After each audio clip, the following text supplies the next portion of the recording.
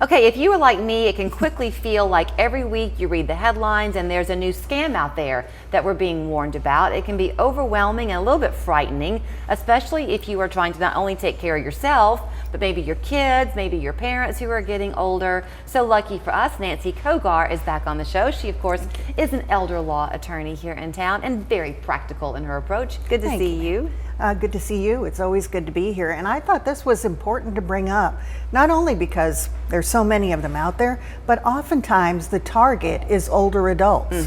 You know, and you match technology and older adults, and that can be a real challenge. So, I mean, I will give you two examples. I won't name them by name, but I know two different people, friends of mine, whose parents or grandparents were the target of one of those, hey, your grandchild is in jail in Miami, you're going to need to, or I guess it was supposed to be the grandchild calling to say, help me out. Well, unfortunately, these guys can mock voices, you know, computer voices. They can steal phone numbers, so you think they're calling from somewhere and they're not.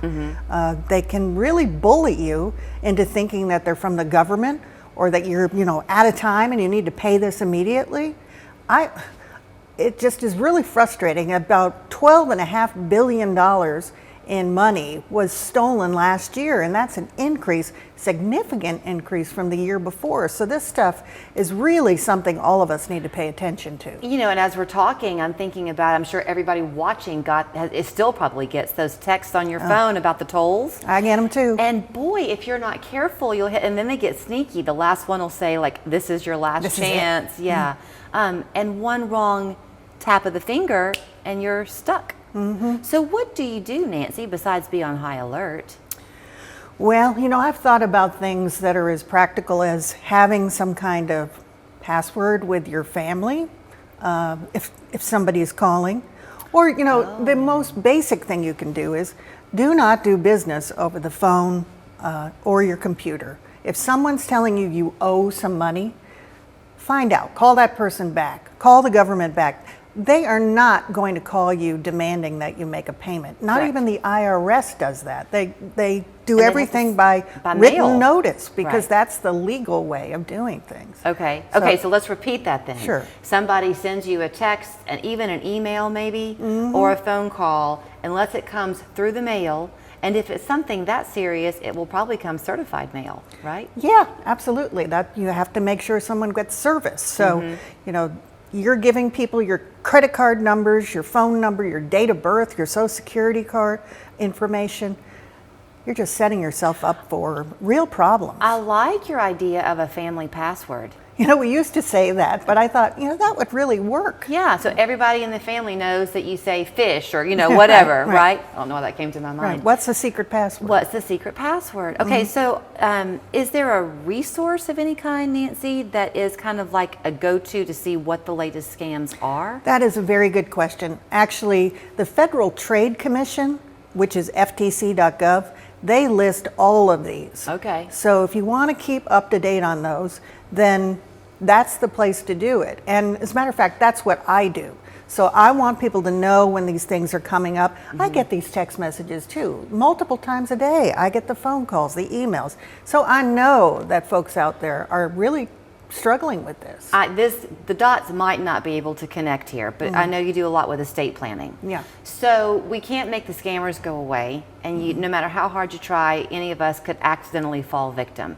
So is part of your work to try to protect people's assets as much as possible so that it's kind of, you can't break in? Right, I regard it the same way. You know, we're protecting your future, we're protecting what you have. I don't want you to become a victim. So, you know, it's so hard to prosecute these people or even find them. The best thing we can do is cut them off at the pass. Right. And just make sure that we know better. We know better. I told you, I think I've told the story before, so forgive, but when the thing was going out a few years ago, 2 or 3 maybe, that the AI was going to be able to grab your voice and that they could take your phone call, grab your voice, and then use it for ill gain. My mom heard about that as she called my brothers and me one by one, and she said, hey, just don't think I'm sick or anything, but I'm going to answer the phone differently for a few days. And sure enough, for about 2 weeks, if we called, our mom would answer, She was trying really hard. It's creative. Never had, yeah, So- it was creative. Well, you don't want to say yes. You don't want to say hello. I Right. mean, Okay, let's talk about that yeah. one. If somebody calls you and you get a call that's just a random number and they say, "Hi, is this Julie Edwards?" I Yes. don't want to say yes. No. But what I should say is, who's Who's calling? calling? Okay. Who's calling? Okay. Did they, on that Federal Trade Commission website, ftc.gov, did they also list some things to be aware of, like Oh, yeah. tips? Yeah, it's really comprehensive. It's surprising that you wouldn't think the FTC would be where you'd find those things. Right. But there are really great resources there. And of course, you know, I'm watching those, so if they want to stick to watching Boomer Time, Right. I always bring them up. So- Okay, I'm glad you brought that up. So Nancy does this podcast pretty much every week, right? Every week. A different podcast. So the scams that we're talking about this morning were a topic. Last go around, this week you're focusing on mothers. Mothers, yeah. You know, being a caregiver of a mother, or mothers out there that are, you know, really trying to maintain the relationship with their kids Right. in the end years. So So I saw something the other day that made me feel old, and it was one of those Facebook things that said something like, someone told me to go back 30 years, think back 30 years, and I went to 1970 when in fact it was, you know, many, many years ago. So I know we talk about the elderly today, but really if you're in your 50s, come to you, right? Planning is key. Absolutely.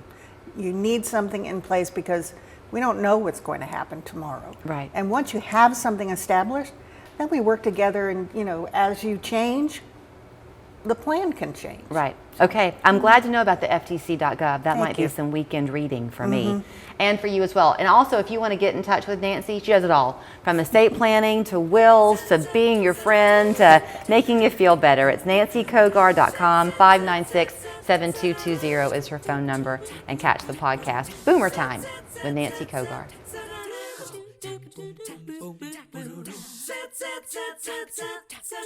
Montgomery Showers is your local choice for the best shower model at the best price.